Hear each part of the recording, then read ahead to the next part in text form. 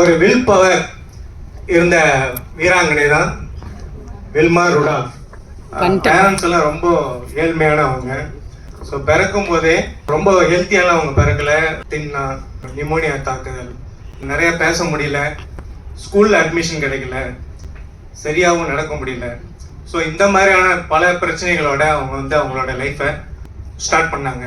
7 years. அதுக்கப்புறம் டாக்டர்கிட்ட போய் மீட் பண்ணும்போது உங்கள் குழந்தைனால நடக்கவே முடியாது அப்படின்னு ஒரு டாக்டர் சொன்னதுனால பிளான்ச் ருடால்ஃப் அம்மா எவ்ரிடே என்னோட வில்லேஜ்லேருந்து அந்த சிட்டிக்கு போய் அந்த ஹாஸ்பிட்டலில் 80 கிலோமீட்டர்ஸ் ட்ராவல் பண்ணி அந்த குழந்தைய வைத்தியம் பார்த்தாங்க. ஒரு டாக்டர் இவங்க மேலே ஒரு பரிதாபப்பட்டு ஆர்டிஃபிஷியல் ஷூவும் லெக் பிரேஸும் கொடுத்தாங்க. லெக் பிரேஸ்லாம் மாட்டிக்கிட்டு ரொம்ப மகிழ்ச்சியோடு நடந்தாங்க. 8 இயர்ஸ் 9 இயர்ஸில் அவங்களுக்கு ஸ்கூல் அட்மிஷன் கிடைச்சிது.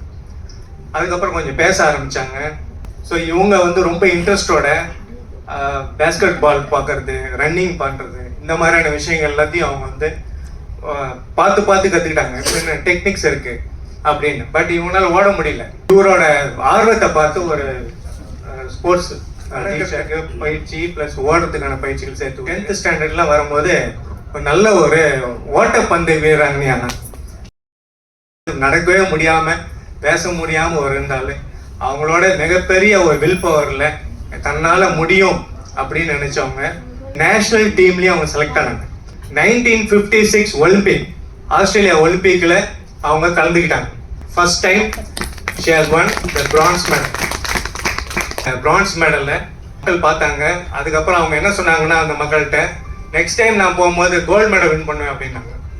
நெக்ஸ்ட் டைம் இட்டாலியில் ரோமில் நடந்த போட்டியில் 3 கோல்டு மெடல்ஸ் வின் பண்ணாங்க. ஸோ அந்த மாதிரியான ஒரு வில் பவர் இருந்த வீராங்கனை தான் வில்மா ருடால்ஃப். வில்மா ருடால்ஃபை நம்ம நிறைய பேர் பார்த்ததில்லை இல்லைங்களா? ஸோ நேரில் அவங்கள நம்ம பார்த்ததில்லை வில்மா ருடால்ஃபை. நாம் இன்னைக்கு நேரில் நம்ம கூட ஒர்க் பண்ணுற ஞானசெல்வி மேடம் நம்ம பார்க்கலாம். ஸோ அவங்க 4 medal, 1 bronze medal and 3 gold medal win பண்ணாங்க. நம்ம Gnanaselvi madam 4 gold medals win பண்ணியிருக்கிறாங்க.